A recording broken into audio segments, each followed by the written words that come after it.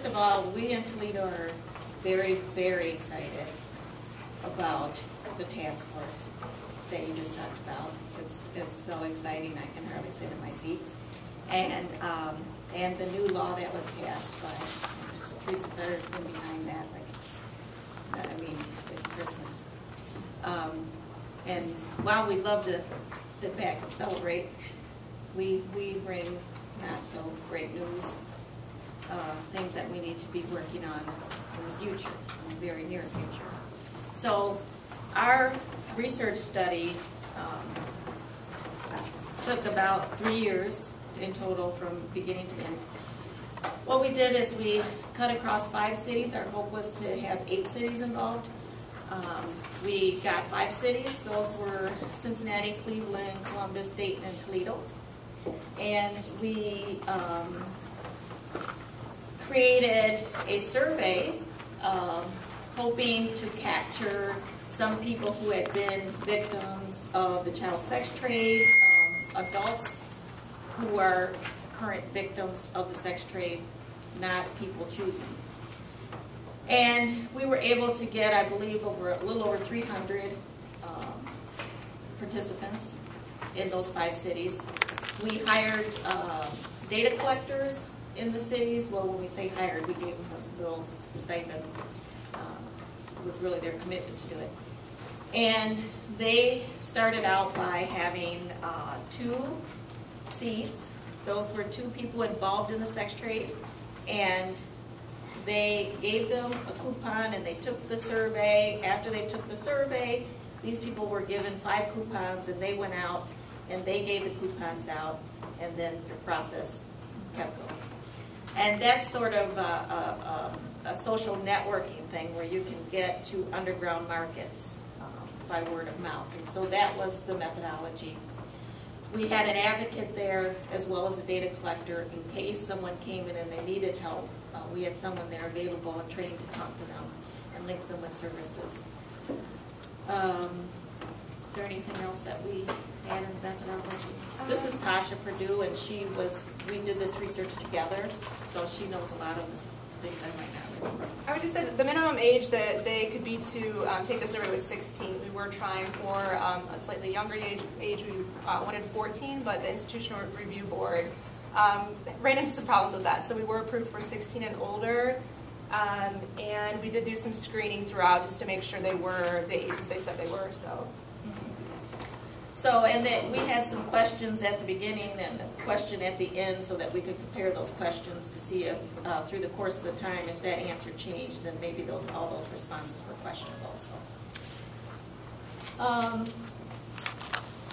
So we're going to talk from from our recommendations. You don't have to flip to the recommendations. We're just going to show you the statistics and the reasons why we have these recommendations. But the first recommendation is to treat child trafficking as child abuse.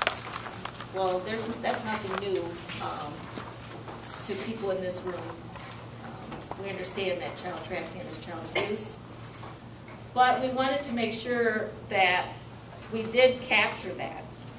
And so go to page, where we have page 26.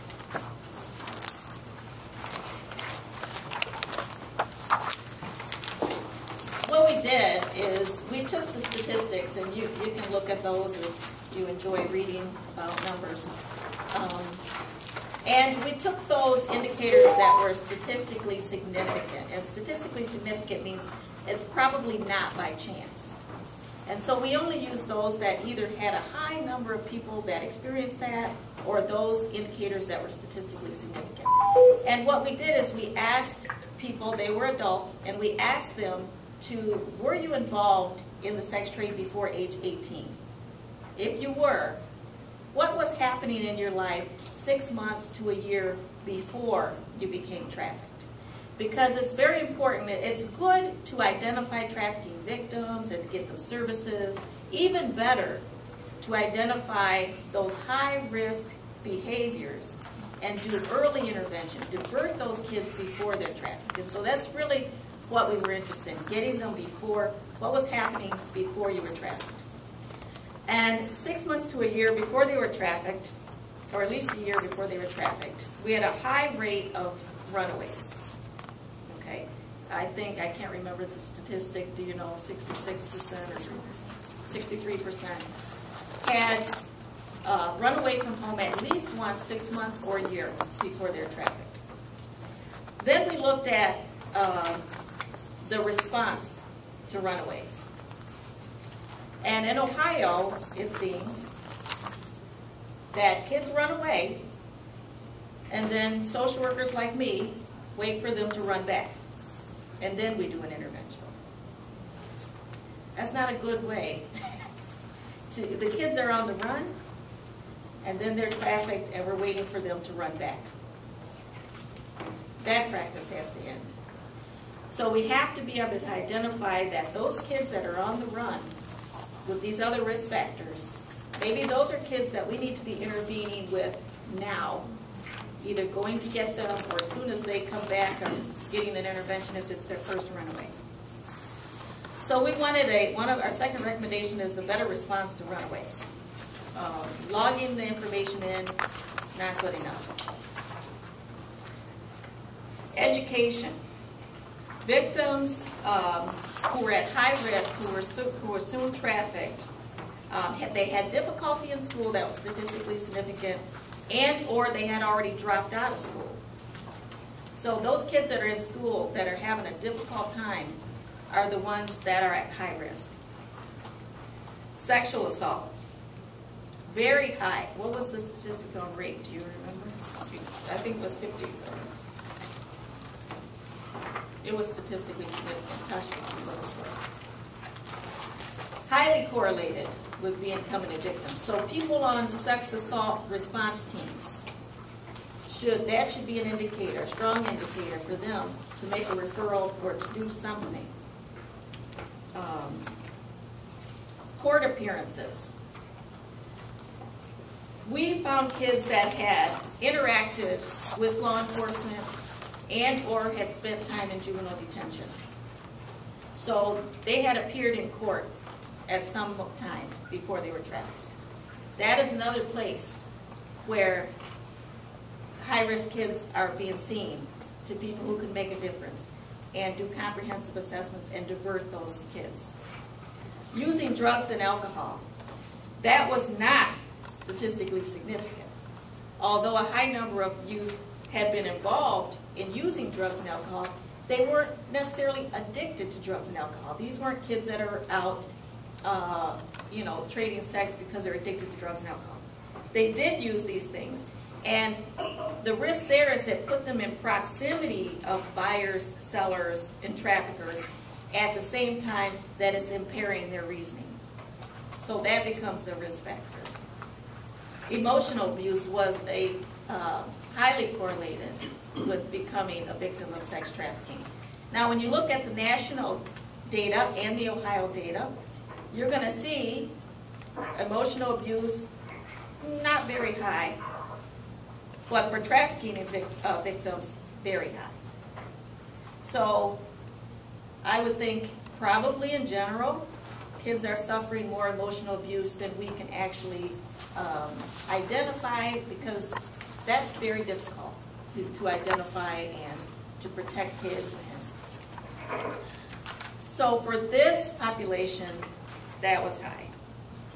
Child abuse and neglect, like sexual abuse, physical abuse, neglect, also, as we can imagine, statistically significant. We pulled out emotional abuse because that was very significant. We didn't want that to get buried in the other types of child abuse. Homelessness was another statistically significant indicator. We all know that places kids at risk, vulnerable kids are out there. But homelessness isn't necessarily defined as a kid living under a bridge that doesn't have anywhere to go. We ask these kids, do you worry about a place to eat, or a place to sleep, or what to eat on a daily basis? And so these are kids that may have a house, but the parents are moving a lot, or maybe they're locked out tonight and they can't come back tomorrow or whatever. So they may even have a physical place, an address, but they can't always access that, and there's not always food there when they can access it. Influential others. Having much older boyfriends is a high-risk factor. We know that. We can read that. You can go on the Polaris Project website and they'll tell you that. But it's good to verify that as a statistically significant factor for Ohio kids. So yes, having a much older boyfriend before being trafficked, that's going to be a high-risk factor. Oh, I'm sorry, I skipped one. That was loving someone much older. Influential others was having friends or family members that engaged in selling sex. They were engaged in selling other people, or they bought sex. These high-risk youths were in the proximity of people who were involved in this type of industry before they were trafficked. The last thing is difficulty making friends. High-risk youth for sex trafficking have difficult time obtaining or sustaining pro-social relationships.